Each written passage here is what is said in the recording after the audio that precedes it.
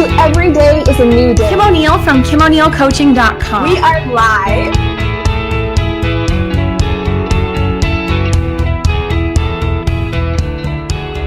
Welcome to another episode of Every Day is a New Day, where I have inspiring conversations with really awesome guests about moving forward and choosing to embrace a positive outlook. My name is Kim O'Neill, and in addition to being your host, I am also a personal empowerment and interview confidence coach. And if you'd like to find out more about how I can support you in enhancing your confidence in both your personal and professional life, then I encourage you to connect with me over on KimO'NeillCoaching.com, book a free consultation, and I'd love to see how I can be of service to you. Today's guest is the wonderful Denise Mange. Hello, Denise. How are you?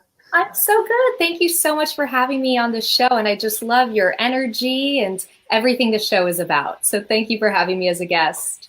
Thank you, Denise. I am excited to share with our audience today the unique skill that you have, and something that I bet everyone wishes they had to some degree, because you connect with pets. And before we get into that, I want to go ahead and just read everyone a little bit about your bio, and then have you share with us more organically, who you are, what you do, and that sort of thing. So Perfect. Let me go ahead and bring up your bio. All right. And if you are with us live, then do go ahead and like, comment, and share this interview out, because we know it's going to benefit a lot of people today. And let us know what your questions are, because Denise, again, has a really awesome skill that she has. And if you have questions, now's your time to ask them. Okay. So Denise Mange, after a decade. Okay. Okay, let's cut that moment out. Okay. After a decade of working at some of the most prestigious advertising agencies in New York, Denise left the glitz and glamour of Madison Avenue to pursue a true sense of fulfillment and soul's purpose, which she found working with dogs and their humans. And upon certification through traditional dog obedience training programs, she realized there had to be more that could be done to honor the connection between pups and their humans. As a result, Denise created her own mindful approach to living, connecting with, and training your dog. Denise's methods foster true partnerships and heart-centered connections that deepen the compassion and understanding of the lessons your animal companions are here to share with you, using methods such as meditation, chakra work, animal communication, sacred geometry, and pet numerology, in conjunction with the fundamentals of traditional obedience training. I love it. Think of it as self-help for pets' sake. I love that. That's so cute, Denise. Oh, thank you. Thank you so much for reading that bio. And, I love that you say, I have the skill set. I love to say that every pet parent has a skill set. All the pet parents I work with are so much more intuitive than they give themselves credit for. Awesome. So I feel like, what I'm going to share here today and what I like to amplify are just some tips and starting points so that people can feel more confident in the hits that they're getting and their own intuition, because it's really about opening that line of communication. Oh, I love it. I love that you said that. I think that probably helps everyone watching feel a little more confident that they are picking up the right cues that they're receiving from their animals. So that's wonderful. Well, before we get into those tips about animals and reading those messages, will you share with us a little bit more about your journey of leaving your day job on Madison Avenue to do what you do today? Absolutely. So I'm the most unlikely person to be a pet expert. I grew up in an apartment building in São Paulo, Brazil. My dad did not like animals, so we were not allowed to have a traditional pet. So I grew up bringing caterpillars home as pets, roly-polies, anything I could get my hands on. And, I loved it because what it forced me to do as a child is really realize that even the smallest little animals and little souls have so much wisdom and love to share with us. I even had a little lizard named Elvis who, I was young, so I didn't know any better, but I marked his back with a little pink highlighter. And he escaped one day. And as we were moving out of the apartment when I was like 16, he showed up randomly in a corner, like he had been there for 10 years chilling. Yeah. So I have a huge connection with animals, big and small. And, growing up, I was always very intuitive, very connected to the animals. But then you go to college, you pick a traditional career, and that's where advertising came into play. And in retrospect, advertising was actually the perfect job to prepare us for this mindful aspect of dog training, because it's all about becoming an observer, right? In advertising, you're taught to observe trends, patterns. You have to listen for people's unmet needs, even those that they can't really quite verbalize. And then, of course, I was an account person. So I was managing, the creative side and the client. So I was kind of the bridge between the two. So I had to manage a lot of different personalities and learn to read the room, which proved to be invaluable when I decided that's enough of advertising. My body kind of shut down anyway. I developed a thyroid issue, which in retrospect, fifth chakra, not speaking my truth, not living my authentic, reality and my, my authentic self, it pushed me right out of it. So I decided, all right, for my own sanity, health, and well-being, I need a new career. And so that's where animal, pet training came in. And so I decided to work with dogs. And I thought, since the first dog we had was when I was 17 and I left to college shortly thereafter, I really knew nothing about animals. So I went through the traditional obedience training courses, learned the sit, the stay, independence training, all that stuff, started working one-on-one with clients, loved it, but realized that there's so much more that we can do beyond the traditional positive reinforcement training techniques to truly honor the relationship that we share with our animal companions. And it really came to a head when I was working with some of the pet parents in New York City at the time. So, on leash reactivity, where, dogs are barking and reacting on leash. That was like the number one reason people called me in. So I'd come over and we do the traditional obedience training and it wasn't working. Just the shifts weren't happening. And then I sat back, and that's where 6-year-old Denise came back with that connection with the animals. It all came flooding back in. And I said, okay, we need to look at the energy. So that's where I realized, we really have to bring back that marriage of the physical aspect of training, the mental aspect of training, but now we have to add back in the energetic aspect to see true shifts. Wow, that is fascinating. Okay, prior to that moment, had you used energy knowingly in other areas of your life? I didn't, but I was an empath. And so in advertising, oh my gosh, it was just energetic punches left and right. And that's part of the reason why I was really great at my job, because I could read the room. I could pick up on when's the right things to bring things up, how people are feeling. They say they approved the commercial, but there's no, they didn't. There's something there. Let's wait before we ship it off. So it was my biggest asset in advertising, but also my biggest downfall, because you're dealing with so many people, so many personalities, so many emotions, that I was just taking all that in. And of course, anyone who's worked in advertising or marketing, especially in New York City, will tell you the solution was after work martinis. That whole numbing of I can't even deal with this anymore. So I definitely shut it all down. Wow. And the animals were a beautiful way to help me open back up my heart, my intuition, all of it. They become that safe haven for us. All of a sudden it's like, well, I don't mind opening my heart because I know what's coming. It's not those energetic punches. It's communication with animals. Heck yeah, sign me up, right? Right. It's safe to open up with animals. Mm-hmm. Absolutely. Wow. And growing up, I mentioned I was very intuitive, and it was the point where I would see, energies in my room. I would see, what I thought was ghosts. And so I shut down, because when I was viewing energy in the human form, it freaked me out.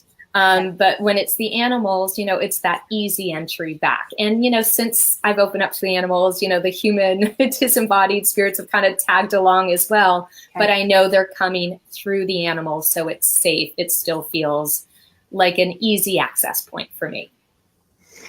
Oh, this is exciting. Okay, so thank you for sharing that already. Just want to give a quick shout out to those who are with us live. Hello to Mark Green. Awesome to see you here. And we have Nikki as well. So happy you are here. If you or anybody else here would like to ask Denise a question while we're going along about messages that you might be receiving from your pets or what they're thinking, or I don't know, Denise will tell us more, then go ahead and write those below, because we will absolutely be able to respond live. Yeah. So Denise, now I'm wondering, when you decided that, okay, you are going to make that transition from working in advertising to doing something completely different that You know, like you mentioned at the start of the show that other people, I guess your family didn't allow you to have pets. And okay, so what was that like, that transition for you? So it was really interesting because, you know, I thought that I would, you know, start working with the animals, start working with the humans, changes would happen like that. And for me, it was really a lesson in non-attachment, you know, because once we started tapping into the energies, and I'll give you an example. You know, we talked about how on leash reactivity, you know, you can do all the training you want, but if the dog's reactive on leash, there's something going on, right? There's something beyond it. So I started realizing a trend that all the pet parents and animal companions that I worked with who were dealing with on-leash reactivity, they all had issues around the first chakra. And the first chakra, for those who may not be as familiar with it, is typically linked to themes around grounding, safety, security, feeling tethered in your reality, victimhood. So I started realizing that those clients dealing with on-leash reactivity, they were either between jobs or they had a tough relationship with their partner. They didn't feel quite, you know, secure. They didn't feel like they had their feet on the ground. Okay. And so I started observing all these patterns. And through that, I mapped out the top pet behaviors that I was observing against our chakras, because that is going to serve as a roadmap and a jumping off point to be able to find out what energetic themes are at play, right? Because we understand that when we're working with our animal companion, we want to do the traditional training, but we also want to look at the energy around it. That's fantastic in principle, but you're like, good Lord, there's so many themes in my life. There's so many patterns. Which limiting belief, which old story am I going to be looking at? So my system, Translating Beyond Behavior, helps you translate. When you see on-leash reactivity, it's going to be matters of the first chakra around, you know, themes surrounding I am, safety, security, and grounding. If your dog is happening to show separation anxiety, that has to do with themes around the second chakra, which have to do with themes around the myth of separation. I feel, you know, guilt, managing your needs with other people's needs. If your dog is attention barking at you or jumping or nipping, that's issues around the third chakra. And they're trying to bring attention for you, energetic themes around I do, right? Around taking action, responsibility, getting those creative projects out there, you know, empowering yourself versus feeling like you have to have control.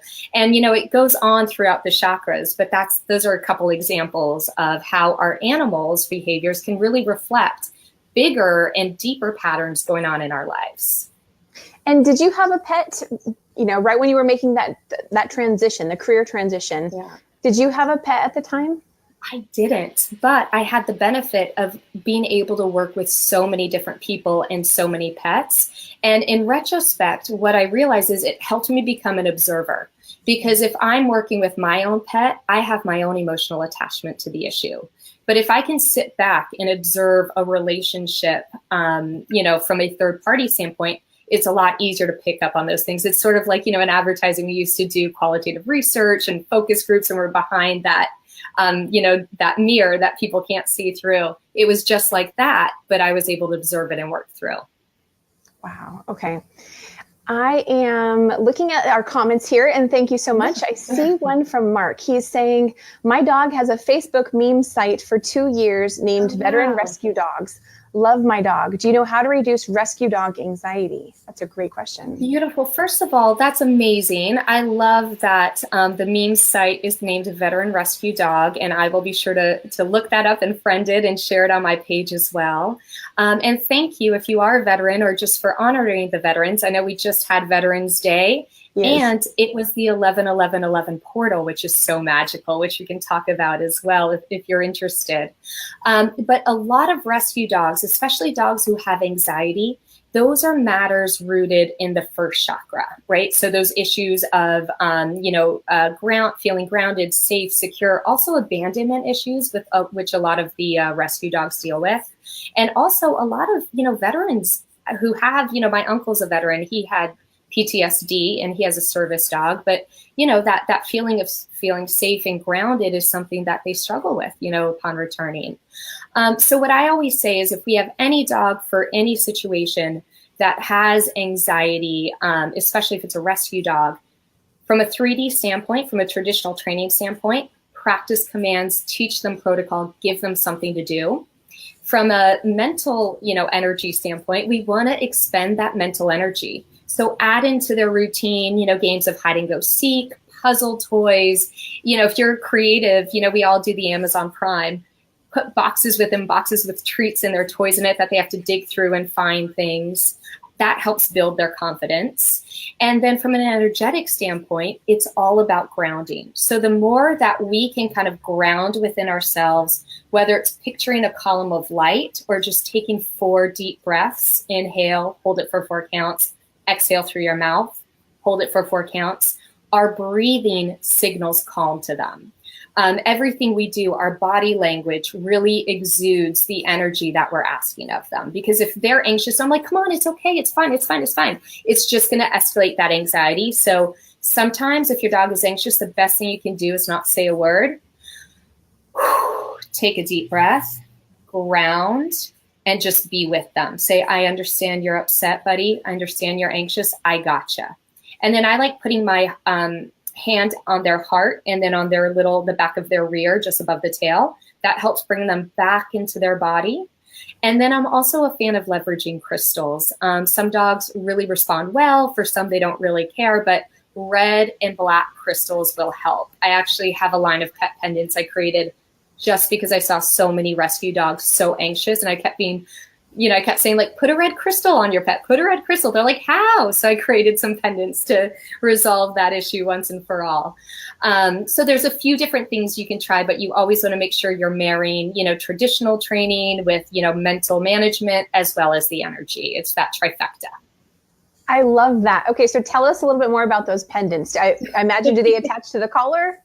They do. So they can attach to, the collar. They can attach, you can put on a safety pin, attach it to the harness, or just hang it in their space. Okay. But I love them. I'm so excited by them. They are silver, but also copper. Copper and silver are known to assist with emotions and moving through those. Okay. And then I have, I've created a specific colored crystal to match up with the different chakras and the different pet behaviors you may be working with. So if you're dealing with issues of the first chakra, like on-leash reactivity, or you have a rescue dog or anxiety, you would buy the red one. If your dog has separation anxiety, you'd buy the one linked to the second chakra, which is tiger eye. And it's all listed on there as part of that translating beyond behavior that got kind of downloaded to me from the animals. Wonderful. Okay. And Mark's commenting again, he said, he has gotten better, but still a problem. Love the hand on the heart. I love that too. And that's another thing that humans can also do to help ground themselves. Totally. And it's really, that's a great point because, we can act as a proxy for our animals because there are some animals who they don't want to be touched. Maybe they've had some, they're hand shy. Maybe they've had some bad experiences. Even if I hold my hand on my heart and I breathe with the intention that that calm translates to the animal, that's fantastic. And then another tool, of course, some animals need a little more help than others. I am a fan of CBD treats. All natural. It just helps take the edge off. It doesn't replace the need for the training and the, mental management and energetic management, but it can help take the edge off for some of the pups so they can be more open to it. Wow. What do you see most pet owners doing with their pets that you wish they would do a little differently? I think the number one thing that we as humans are all guilty of is the no, stop it, talk, bargain, right? Okay. And it's actually, that's such a good question because this past week, I lost my voice completely for 4 days. And I was a cheerleader. I went to cheerleading tournaments. I never lost my voice in my life. And last week, for some reason, lost my voice completely, not even a whisper.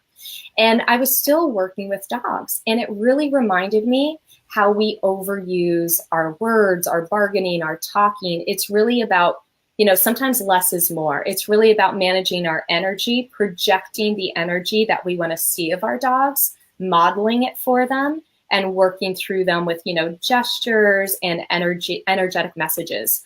They're very open even to psychic connections. I was working with one of the dogs. He ran into the bedroom. I was in the kitchen. I sent him a little message where I just saw him coming back and sitting to the, next to the fridge. And sure enough, he came. And I was like, well, look at that.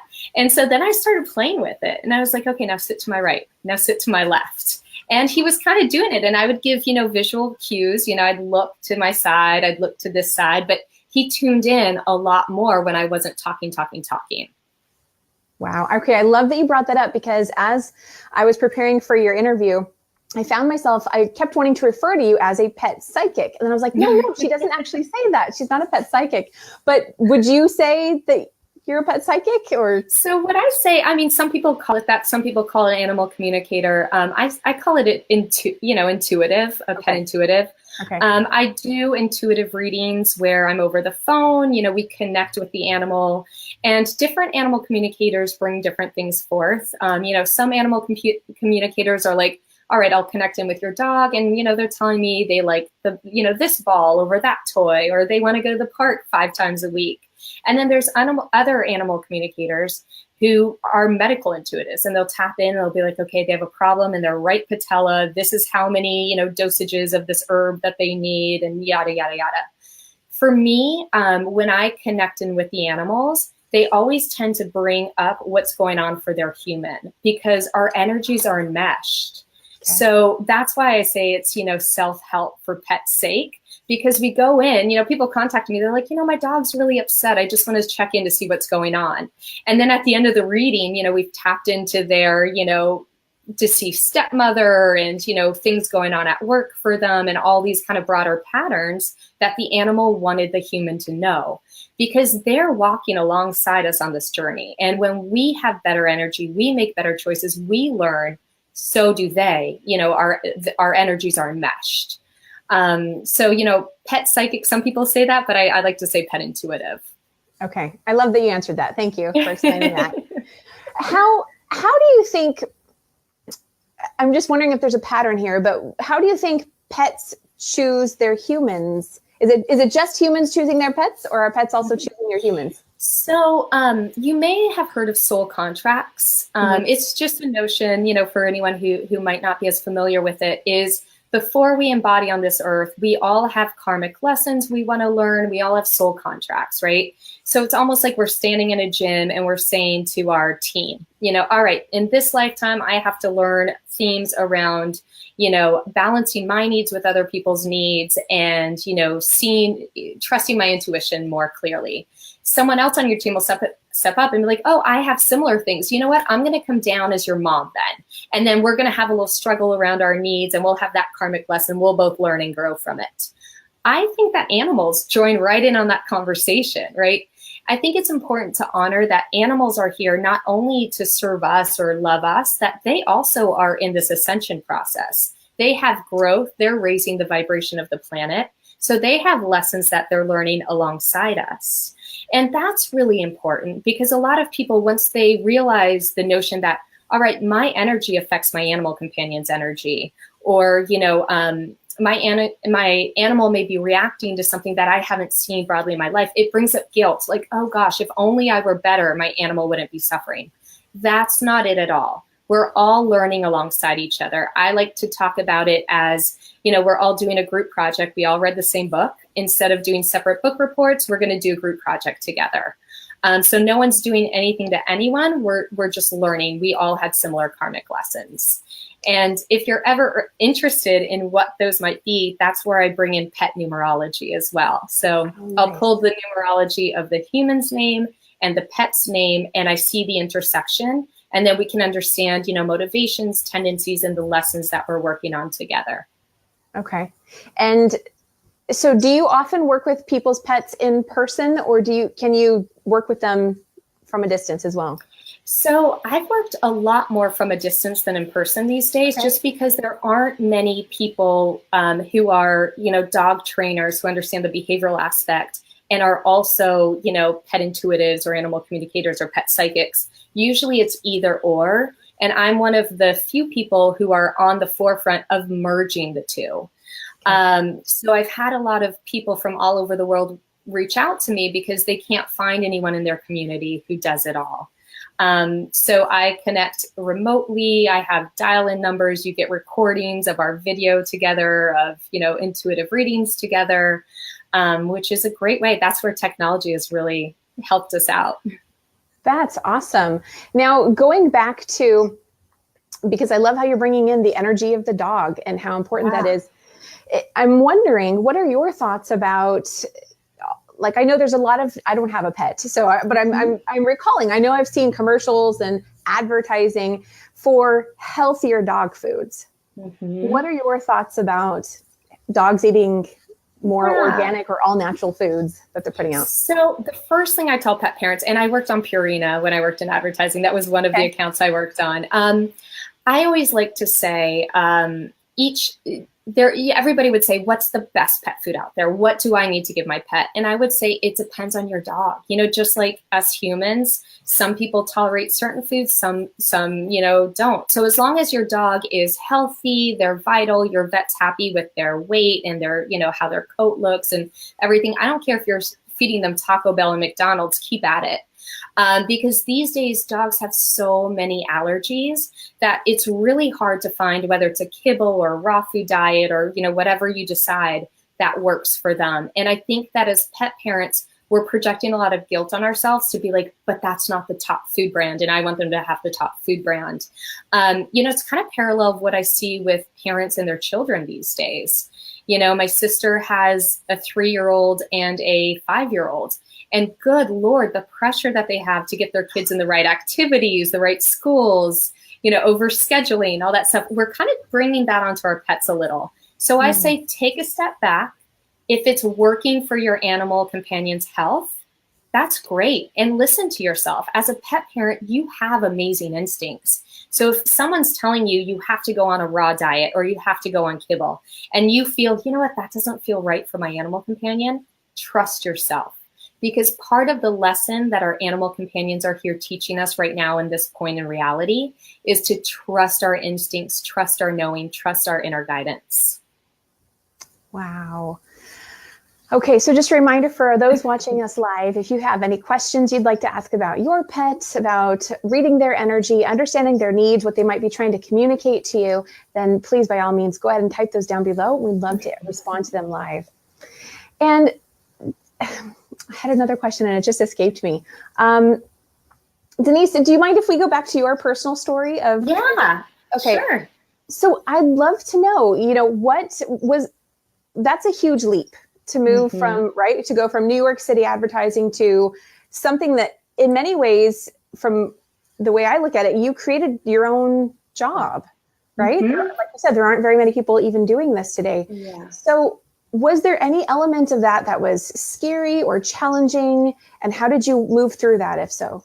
Absolutely. So, the first thing I had to do was leave advertising. And that was easy because I didn't listen to all the signs. And by that point, I was so done in advertising that it was a relief. So to me, I always look back on that and I say, I never want to get pushed so far out of my comfort zone and into the physical, breakdown that I'm not listening to the signs of the universe. So really the way that I came into dog training, an email magically appeared in my inbox. And it was right after I'd visited my dad, the one who's not a fan of animals, for New Year's in Miami. And he said, New Year's Day, what would you like to do? And I said, you know what? I'd like to go to SeaWorld. And I could not believe it. I thought he would say, no way on God's green earth. He said, okay. And we went. And, I saw the trainers working with the whales there and the dolphins. I said, that looks really cool. I wonder if I could be, an animal trainer. And the next day in my inbox, something about dog training came in. And then, I did the dog training. I realized there's energetic things at play and I had to dig deeper, and I was observing. Into that same inbox came in a message about animal communication a block away from my apartment that weekend, and I happened to be open. And I remember deleting it multiple times, being like, this is crazy. This is stupid. No way. And it kept popping back up, and I started listening, and I said, okay, let's do it. And at this point, I wasn't so far removed from my traditional life, so it was all still pretty comfortable, and all these signs were matching up. I think where it got really a bit more difficult for my personal journey is I kept getting called to California. I was like, I need to move to California. I need to be there. there's everything in my body's yearning to go to California. Okay. And in order for me to do that, I had to, separate from my husband. I had to, had a divorce. I had to leave back the entire business that I built, all my friends, all my connections that I'd made over, 13 years in New York City. And I did it. I took that leap and it was scary. And there were times that I was like, what am I doing? Am I losing my mind? I'm following this crazy intuition, this whim. Like, there's always those moments of what if this isn't it? So, but then little signs, if you're open and you're observing, little signs keep reminding you, keep following those breadcrumbs. You're on your path. And then these synchronicities start, and I think I still have those days where I'm like, what have I done? But that's part of our humanity, right? It teaches us to trust and open up. And I'll tell you, I pinch myself every morning that I get to wake up and work with the people I do, and then to receive the emails after telling me how it's affected their relationship with their pets, how it's really transformed them, and how they see, the world around them. That's when you're like, all right, I got to print those up and save them for a rainy day. Because when I'm feeling down, I just pull those out and I'm like, oh yes, this is why I'm doing it. Oh, that's wonderful. And when you were making that leap and making all those changes in your life, who did you share that with? Or did you share that with anybody? It was an interesting phase. And I think a lot of us go through this, especially as we open up more to our spirituality, alternative career paths. All my friends, they were, investment bankers and, very corporate people. So they thought I was just a complete, whack. They're like, oh, it's Denise, Denise being Denise. But I was lucky. Again, I had an online tribe. People who I'd taken animal communication courses with. One of my mentors, Ana Maria Vasquez, who introduced me to the notion of pets and mirrors and really helped, spark all this in me.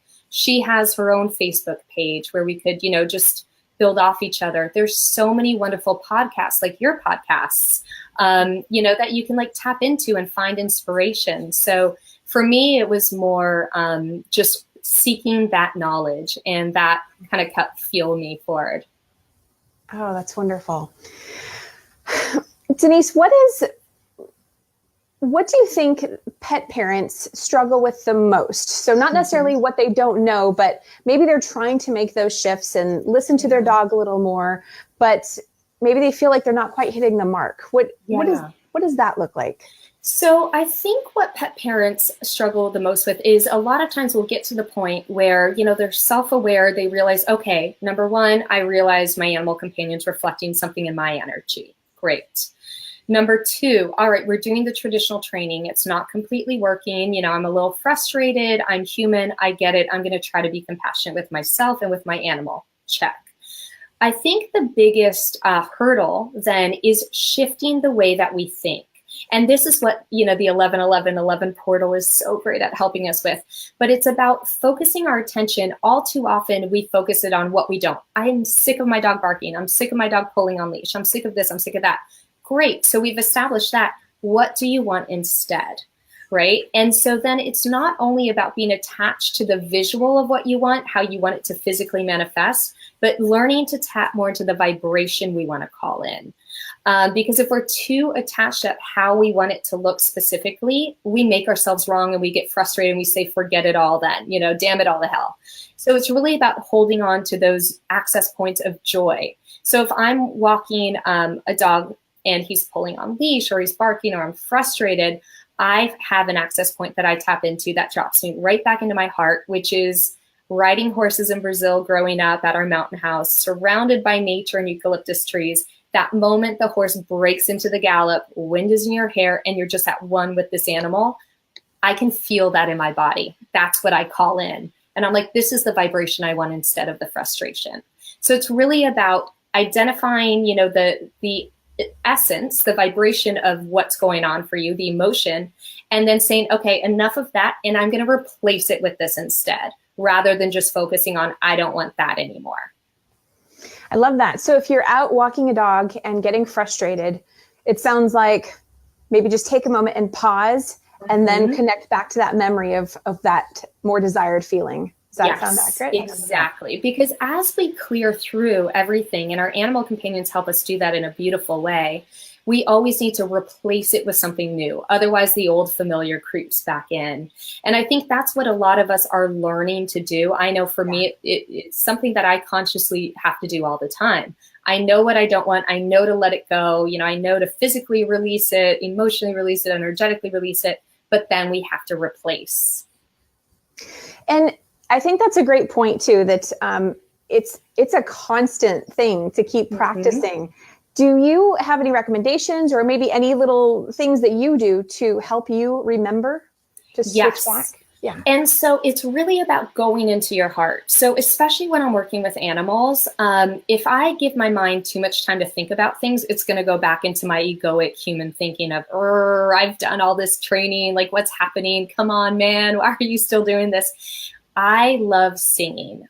So I will sing with the animals. They respond to that. It's calm breath. It's soothing. You know, they always say music soothes the beast, but it gives my mind something to do and hold on to so that my energy can just take the lead. So it's really about finding those things. That's why also, like, you know, if I'm not working with an animal, but I'm trying to, you know, solve a problem or, you know, get really intense about something, I'll start doodling or walking or pacing or listening to drumming. Giving my conscious mind something to tune out on helps my intuition flow a lot more beautifully. And the animals definitely pick up on that. I love that. So it sounds like repetitive activities, whether it be singing or the drumming. Okay. Yeah. Ooh, that's fun. Kind of want a pet now. There's always fostering opportunities, but they're always a foster fail, right? No one ever fosters. It's a pet for life. Yeah, right. Exactly. Pet for life. Yeah. No, I actually know quite a few people who foster, and it's really cool to see that there is that support and advocacy for that. Yeah. Very cool. Yeah, definitely. Well, just a quick hello to our live viewers. We've got Anne here chiming in. Hello to you too, Anne. And she is saying that her dogs are like toddlers, so attached to her. And I think my dogs will howl at me if I sing. You know, that's funny because, you know, growing up, I grew up in Brazil, but my mom's from Oklahoma. So we'd spend summers in Oklahoma and we'd go to church. And so I remember one pastor was like, you know, when it was time to sing the hymn, and I have a horrible voice. I always wanted to be a rock star, but I'm tone deaf as could be. And I remember laughing so hard because he was like, if you have a beautiful voice, sing out loud. And if you have a horrible voice, sing out even louder to punish God for giving you that voice. So howl away. It's part of the fun. And it's part of that, you know, staying youthful, staying young, not taking ourselves too seriously. And animals love that. If we're doing it with intent and energy, they are in there with us. What do you think the dog's trying to communicate back? If, say, you know, the person is singing and maybe the dog starts howling back. Do you think there's a message there? Odds are that's them singing alongside them. Okay. You know, with a lot of pet parents with newborn babies, if the dog starts crying, the dog will, or if the baby starts crying, the dog will howl as well because they're like singing along. Oh. So they don't have the most beautiful voices either, let's be honest. So your voice out of the trio is probably the best. You're the Beyonce. Sing out loud, Anne. Sing out loud. I love that, Anne. Let us know how you feel about that. Are you willing to put on your Beyonce hat? She says, cool. Okay, cool, Anne. Awesome. So, Denise, what do you find most people want to know when they connect with you? I mean, I'm sure there's just a ton of things, but is there a common theme of what they really want to know and why they seek out you to assist them? Yeah, so a lot of people ask about specific behaviors, you know, so of course we work through those. But I think at the root of asking that is, are they being the best pet parent that they can be? That's really at the root of any question someone comes to me for. And I will say pet parents are so beautiful. They have such big hearts. They tend to be incredibly empathic and loving. So then I turn the question on them. And this is what I've really realized is when people are asking that, the truth is they probably aren't parenting themselves as much as they need to. You know, they're wonderful at giving to others, giving to their animals, sacrificing, but are you being as loving and compassionate to yourself and your inner child? And odds are we're not. because somewhere along the way we've been told that's selfish, or we don't think we're worthy of it, or there are all sorts of underlying energetic issues that are so deep seated that come from that. So I always tell every pet parent, please love yourself and be as kind to yourself as you would, to a dog you saw on the street or your own dog. You deserve it. That's wonderful. So I get the sense that people get a lot of their own therapy or life coaching through getting help for their dog. Well, people always say, they're like, Denise, you're like my dog trainer, but you're also my life coach. Because at the end of the day, our animal companions, whether it's dogs, cats, parrots, birds, fish, caterpillars, animals we see in the wild, they all have messages. The natural world is constantly providing us clues that help us grow spiritually day to day. Because everything's conspiring to make you a happier, more balanced, more complete person. Because when you're happy and complete and you sparkle and you're radiant, it's contagious. That sparks in other people as well. It's that ripple effect.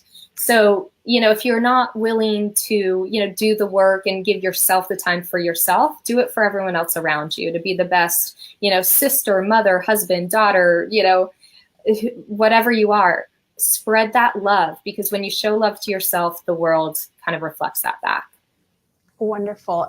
Okay, so now let's talk about people who don't have pets of their own, but maybe they are receiving certain animals keep showing up around them. And I know there's different terms for that, animal totems or spirit animals, things of that sort.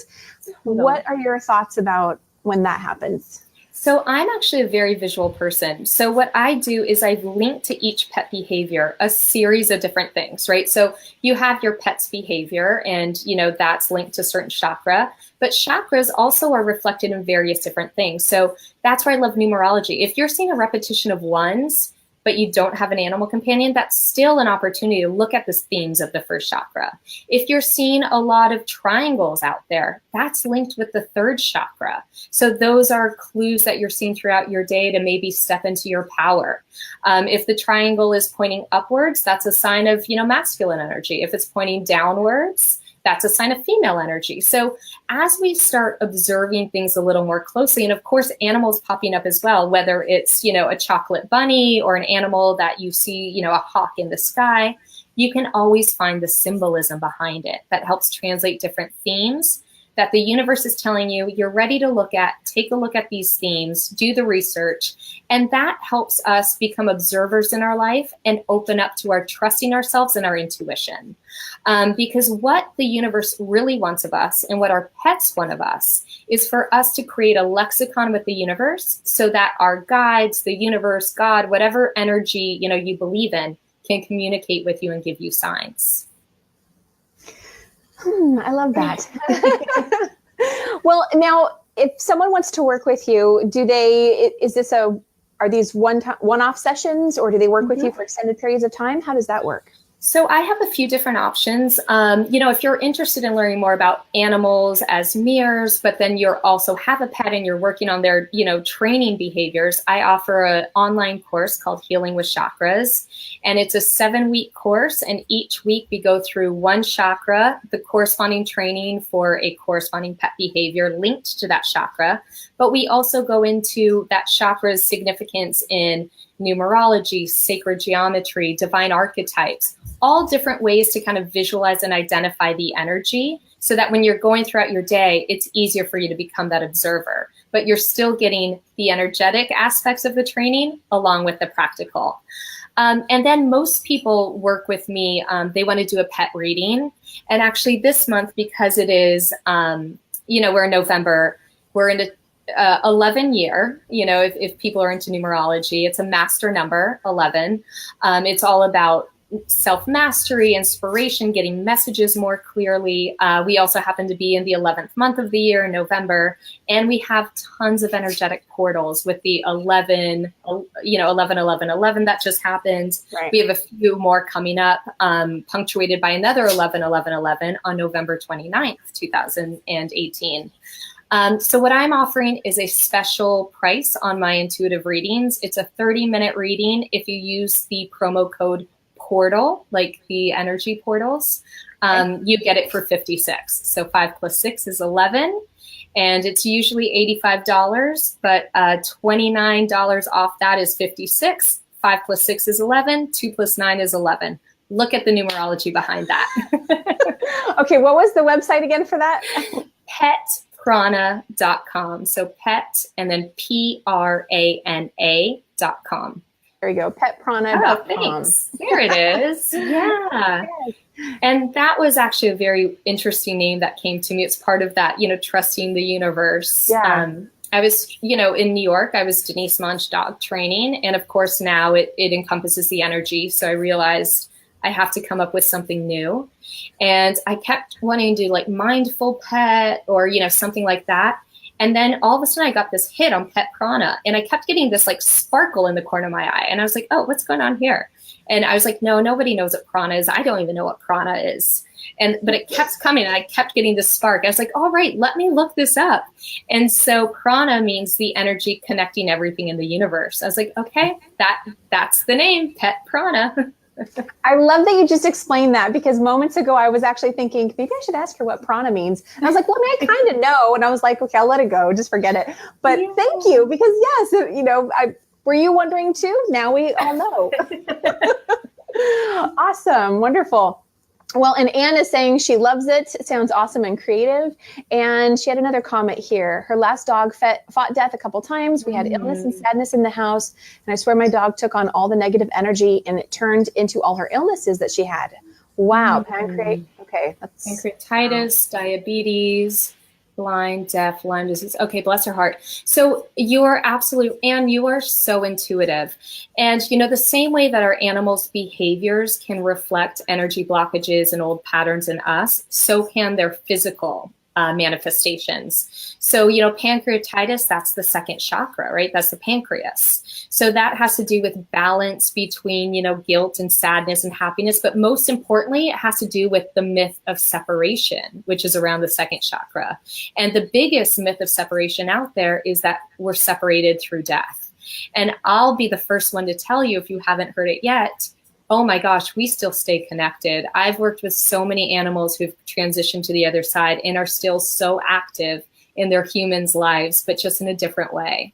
And the ways that they get the humans to start realizing that they're there and paying attention to them is just so beautiful.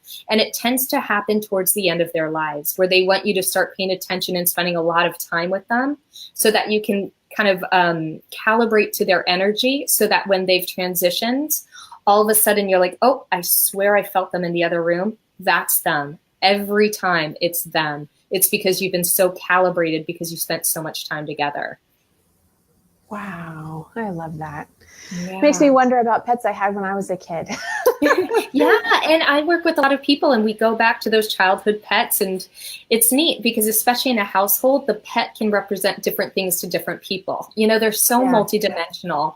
I say, a lot of us, as we open up to our spirituality, we're like, oh, I want to know my guides. Who are my guides? Who are my planetary, cosmic families?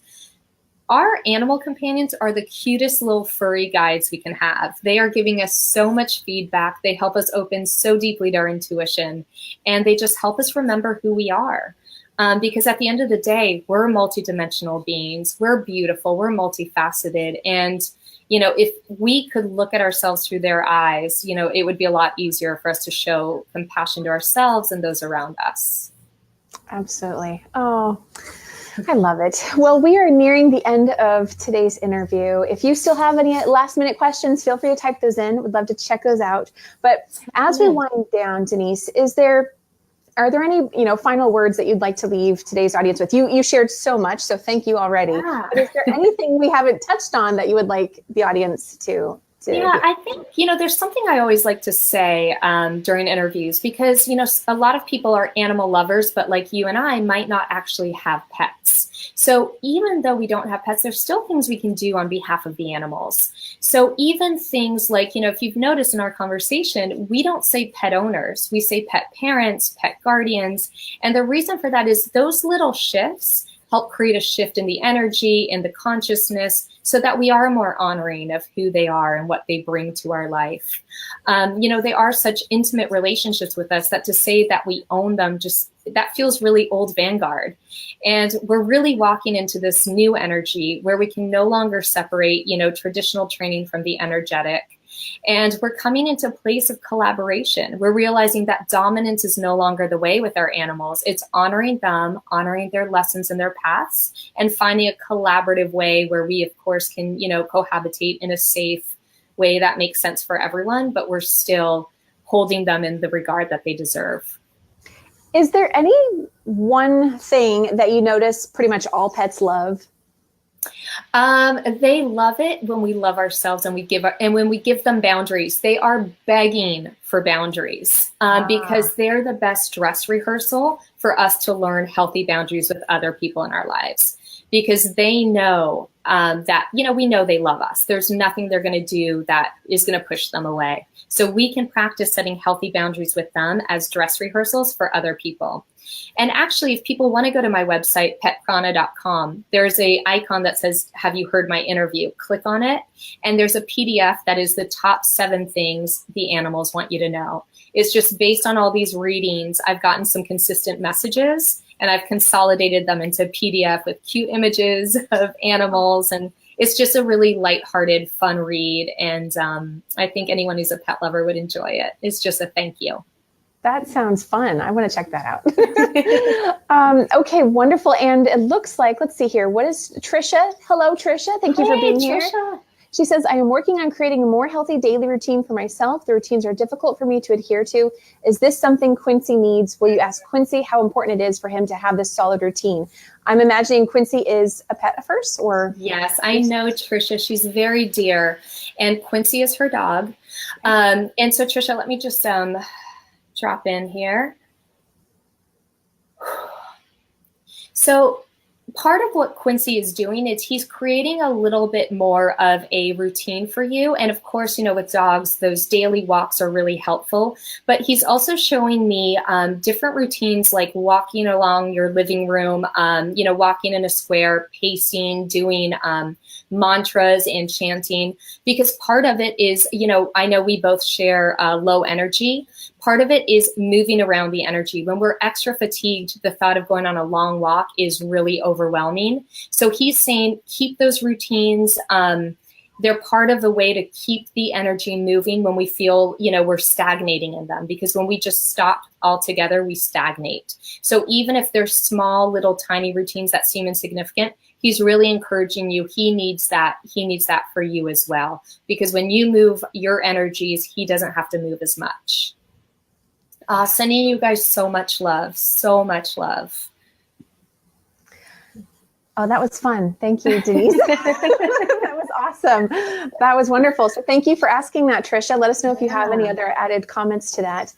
And we have pretty much come to the end of our show. So even though I don't have any pets, I love hearing about all of this. So thank you so much for being here and sharing with us, Denise. Oh, thank you. I really, really enjoy your show. And I love the intention that you have to put out into the world, positivity. And I like also that it's every day is a new day, because that's a digestible little morsel. It's not saying it's a new life, it's a new reality every day, because our animal companions help us every day make new choices, look at ourselves differently. And it's those small victories that we forget to celebrate, because we're always so concerned with the big picture. So thank you for the work that you do. Thank you. I really appreciate that, and love how you summed that up. And Trisha is saying thank you with lots of kisses there. So awesome. Well, thank you to all those who've been here with us live, as well as those who are on the replay. You are still welcome to go ahead and comment below, and I look forward to connecting with you after the show. And remember, just like Denise was mentioning, every day is a new day. It can be so easy to really be thinking so far in the future that we lose sight of today. And our power is always in the now, in this moment. Mm-hmm. And that can make things, it can help simplify things a little bit. Just remember that, okay, just right now, what new choices can I make? And Denise, I love that you brought in mindset and beliefs, and shifting some of that for ourselves, whether you have a dog or not, is incredibly helpful. So remember that wherever you are today does not have to be where you are tomorrow. And again, if you'd like to find out more about the personal empowerment coaching, interview confidence coaching that I do, then I do invite you to visit my website, KimO'NeillCoaching.com. Go ahead and book a free consultation, and I look forward to connecting with you and seeing how I can support you to gain more confidence in your personal and professional life.